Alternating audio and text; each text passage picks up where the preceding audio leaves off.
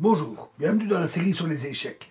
Donc, nous continuons sur les aspects stratégiques liés au tour se plaçant devant la chaîne de pions. Ici, une partie de Alekhine contre Kumok qui s'est jouée à San Remo en 1930.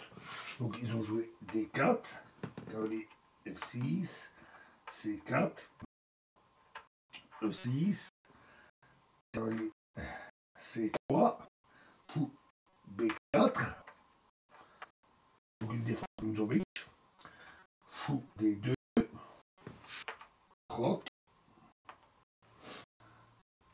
E3, D5, cavalier F3, C5, A3, prend C3, C3, cavalier E4, tour C1, cavalier prend C3, tour prend C3,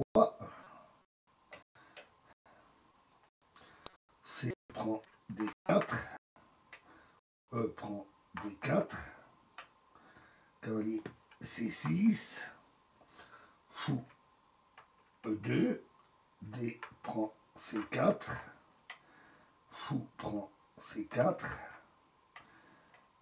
dame F6, roc, tour D8, tour D3, fou D7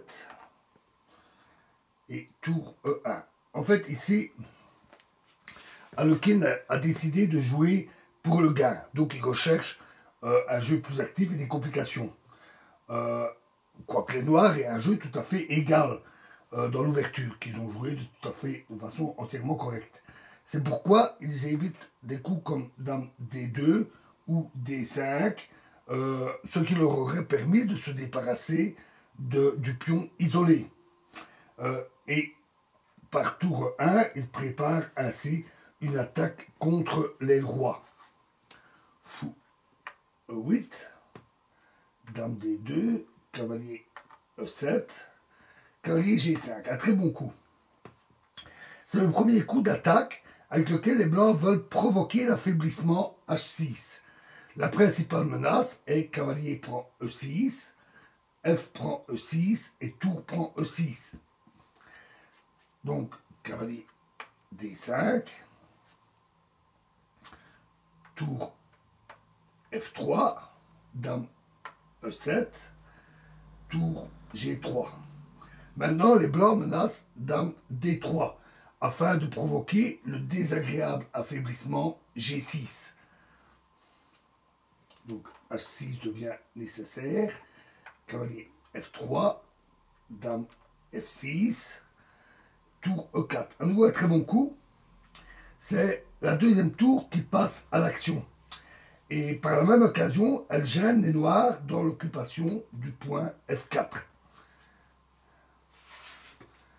Cavalier E7.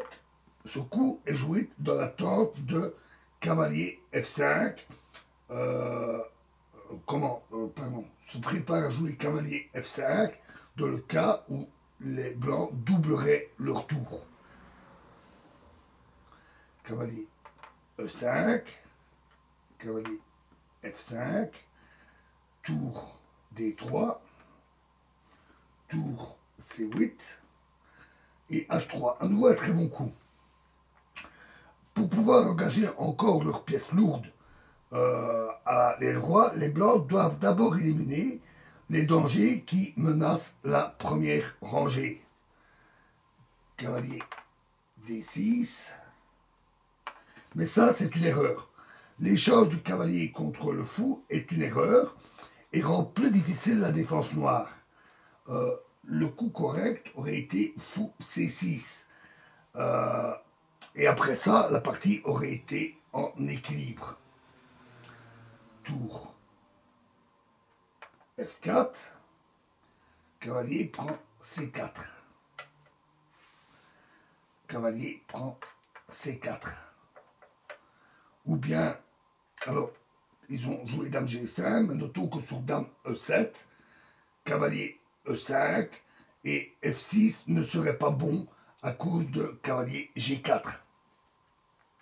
Donc dame G5, tour G3, dame D5, cavalier E3, dame C6, roi H2. Maintenant, les tours noirs occupent une position menaçante et ils permettent une fin énergique. L'occupation de la première rangée n'aurait pas de sens pour les noirs vu que le roi blanc est bien caché et que les noirs n'ont plus le temps de doubler leur figure. Dame C1,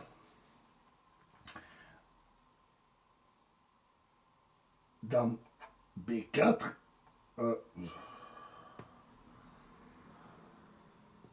pardon, c'est au noir à jouer. Dame C1, dame B4.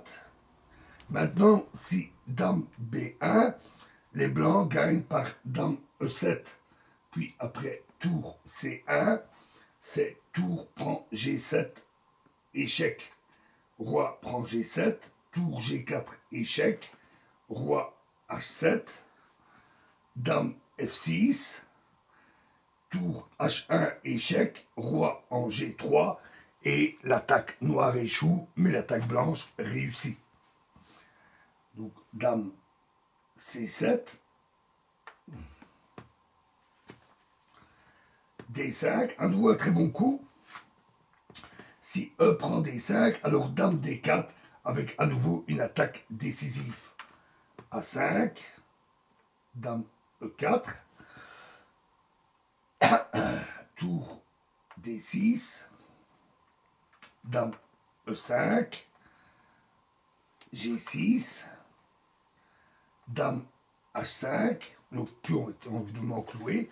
C'est un très bon coup. Si maintenant roi H7, alors cavalier G4, et après G prend H5, c'est cavalier F6 échec avec mat au coup suivant. Donc tour prend D5, cavalier prend D5, E prend D5. Donc les noirs ont préféré sacrifier la qualité, mais alors dame prend H6. Et là, cette fois-ci, les noirs s'effondrent complètement sous l'attaque blanche et ils ont abandonné.